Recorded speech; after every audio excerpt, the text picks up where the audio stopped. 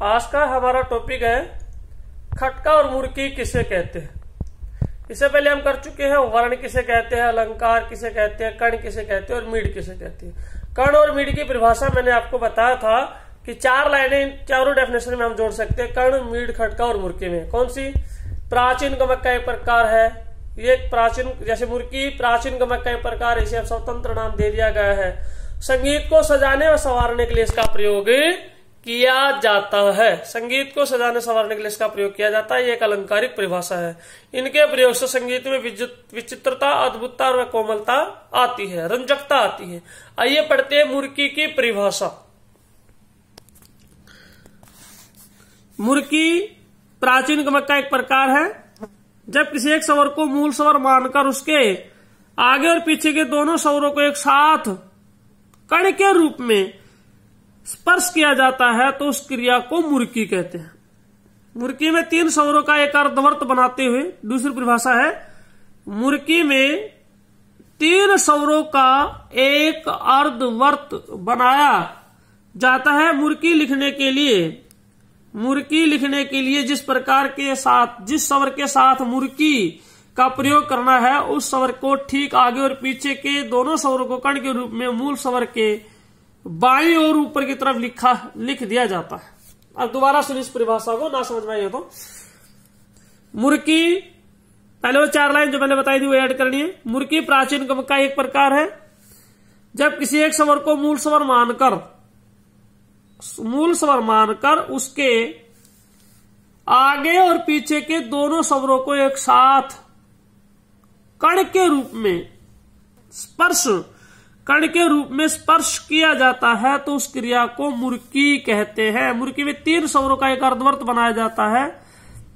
मुर्की में लिखने के लिए जिस प्रकार स्वर के साथ मुर्की का, जिस स्वर के साथ मुर्की का प्रयोग करना है उस स्वर के ठीक आगे और पीछे के दोनों स्वरों को कण के रूप में मूल स्वर के बाईं और ऊपर की तरफ लिख दिया जाता है। ऐसे जैसे मूल स्वर हमारा सा है तो सा से पहले क्या आता है? नी। सा के बाद क्या आता है? रे। सा से पहले क्या आता है? नी। तो इस तरह से लिखा जाएगा। जो मूल स्वर के बाद का स्वर है उसे पहले लिखा जाएगा और पहले का जो स्वर उसे बाद में लिखा जाएगा। यह फार्मूला है मुर्की लिखने का। रे नी सा, या फिर धा मा पा। मूल स्वर है पा के बाद क्या आता है? धा, और पा से पहले मा। इस तरह से मुर्की को लिखा जाएगा। मूल स्वर के ऊपर बाईं और ऊपर की तरफ लिखा जाएगा। आगे बढ़िएगा। कहने का अर्थ है कि मुर्की में 2 स्वरों का कण लगाया जाता है। कण क्रिया में मूल स्वर के अलावा किसी एक स्वर को स्पर्श करना होता है, जबकि मुर्की में दोनों स्वरों को स्पर्श करना पड़ता है। इस क्रिया को अति शीघ्रता के साथ किया जाता है। यह एक अलंकारिक क्रिया है। इसका मुख्य कार्य संगीत की रचना को सजाना व संवारना है। सजाना व संवारना। दोबारा फिर बता देता हूं साधारण रूप से मुर्की की परिभाषा। किन्हीं 3 स्वरों का अर्धवर्त बनाते हुए द्रुत गति में स्वरों का उच्चारण करना मुर्की कहलाता है। मुर्की का एग्जाम्पल इस तरह से लिखा जाता है। सा, रे, नी, सा। इसके नी के नीचे बिंदी है क्योंकि ये मध्य सप्तक का सा है और इससे इधर जो नी है वो मंद्र सप्तक की नी हुई, तो नी के ऊपर क्या लगाया जाएगा? नी के नीचे बिंदी लगाई जाएगी।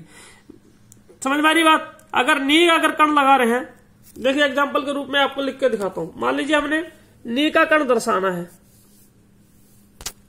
किसका कण दर्शाना है? एक बार मैं लिख के दिखाता हूं आपको। नी का कण, देखिए मूल स्वर हमारा मंद्र सप्तक की नी है, तो नी के बाद क्या आता है? सा, तार सप्तक का सा, तो सा के ऊपर बिंदी आएगी। नी से पहले क्या आता है? धा, तो सा धा नी, ये मुर्की बनेगी। सा के ऊपर बिंदी आएगी। अगर मध्य सप्तक का सा है तो मंद्र सप्तक की नी लगेगी, उसके नीचे बिंदु आएगा। ये आपको ध्यान रखना है। तो ये था आपका मुर्की किसे कहते हैं। अगली परिभाषा है खटका। खटका किसे कहते हैं? देखिए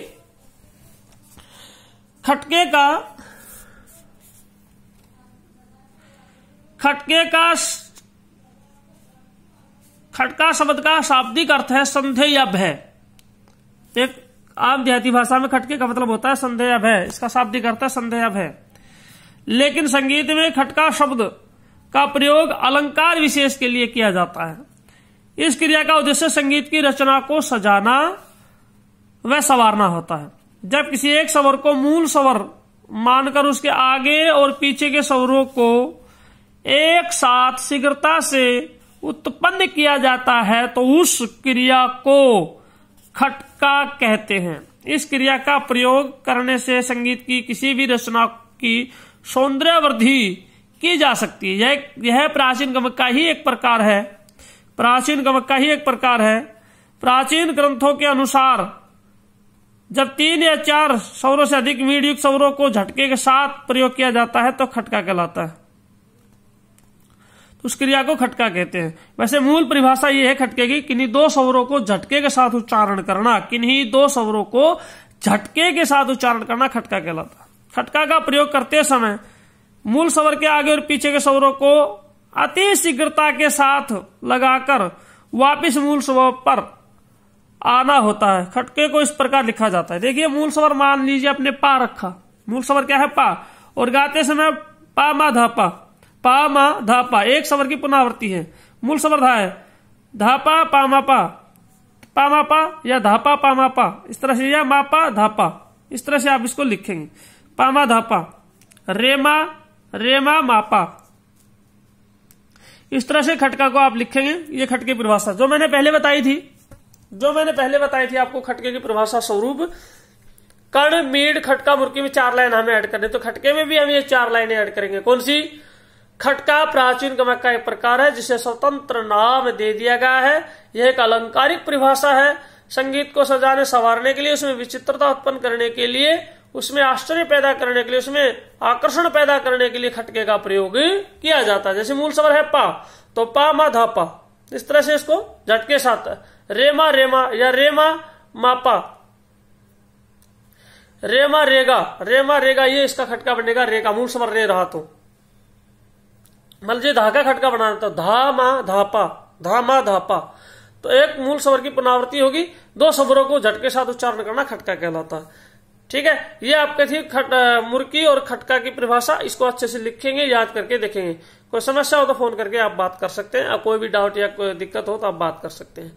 धन्यवाद। ये था खटका और मुर्की। इसको अच्छे से आज सुनेंगे, समझेंगे और लिख कर देखेंगे। धन्यवाद।